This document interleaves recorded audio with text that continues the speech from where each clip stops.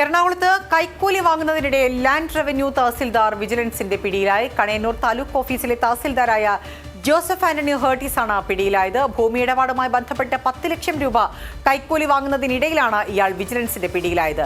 ഭൂമിക്ക് മറ്റൊരു അവകാശി കൂടി ഉണ്ടെന്ന ഭൂവുടമയെ തെറ്റിദ്ധരിപ്പിച്ചാണ് കൈക്കൂലി വാങ്ങിയത്. കടവന്ത്രയിൽ വെച്ച് പണം കൈമാറുന്നതിനിടയിലാണ് വിജിലൻസ് സംഘം ഇയാളെ പിടികൂടിയത്.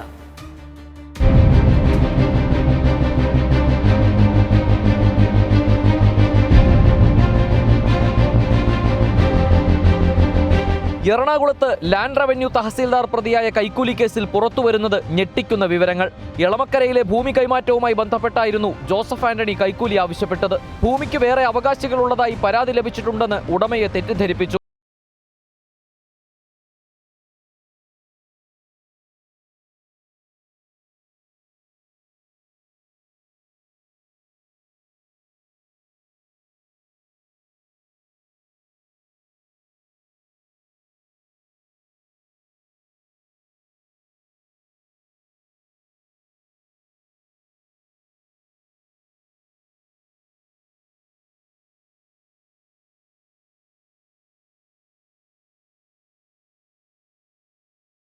പറഞ്ഞു, അതായത് ഈ പരാതിക്കാരെ വിളിച്ച് സെറ്റിൽ ചെയ്യുക എന്ന് പറഞ്ഞു. പരാതിക്കാരെന്ന് പറഞ്ഞു കഴിഞ്ഞാൽ യഥാർത്ഥത്തിൽ ഇവരുടെ ഡമ്മിയാണ്. അവരിലൂടെ സെറ്റിൽ ചെയ്ത് കാശ് മേടിക്കുന്ന ഒരു പരിപാടിയാണ് ഇവിടെ നടന്നത്. ജോസഫിന്റെ ഏജന്റുമാരായ ഷിബിൻ, രാജേഷ് എന്നിവരും വിജിലൻസിന്റെ പിടിയിലായി. 5 ലക്ഷം ജോസഫിനും 2.5 ലക്ഷം വീതം ഏജന്റുമാർക്കുമെന്നായിരുന്നു തീരുമാനം. ഇന്നലെ രാത്രി കടവന്ത്രയിൽ വെച്ച് പണം കൈമാറുന്നതിനിടയിലാണ് വിജിലൻസ് കയ്യോടെ പിടികൂടിയത്. കണയന്നൂർ താലൂക്ക് ഓഫീസിലെ കൂടുതൽ ഉദ്യോഗസ്ഥർക്ക് തട്ടിപ്പിൽ പങ്കുണ്ടെന്നാണ് സൂചന.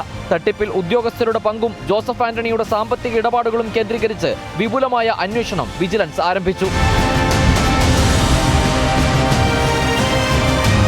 Big TV, Kochi.